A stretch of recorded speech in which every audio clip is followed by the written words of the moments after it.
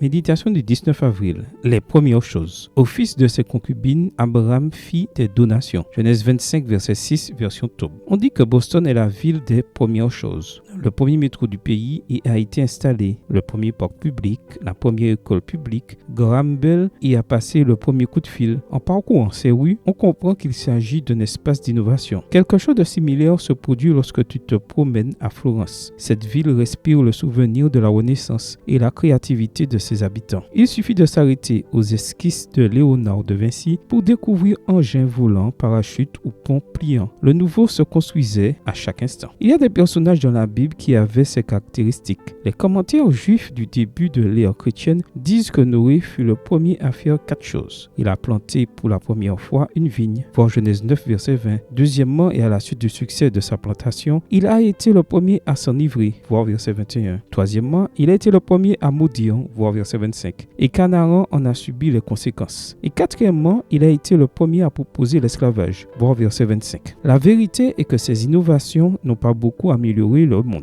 Moïse est un autre personnage qui a fait certaines choses pour la première fois. Il a été le premier dans le sacerdoce et dans la chair, voir Nombre 3, verset 32. Le premier à faire des sacrifices selon la prescription lévitique, voir Lévitique 8, verset 21. Et le premier à avoir la Torah, les commandements, et à l'enseigner, voir Exode 24, verset 12. De bonnes innovations pour un peuple qui avait besoin de la protection des institutions religieuses. Mais, à mon avis, Abraham les surpasse tous. Abraham, selon Genèse 24, verset 1, est la première personne à apparaître comme âgé dans le texte biblique. Il était le premier, selon la littérature rabbinique, à être éprouvé, voir Genèse 21, verset 8, et à loger sur un tamaris, voir verset 33. Mais surtout, il fut le premier à donner un héritage viager, voir Genèse 25, verset 6. Et cette dernière pratique est ce qui m'encourage à la placer en tête du classement des premières choses, car elle reflète très bien la manière d'être du patriarche. Penser à l'avenir est quelque chose d'habituel. Penser à l'avenir des autres, moins.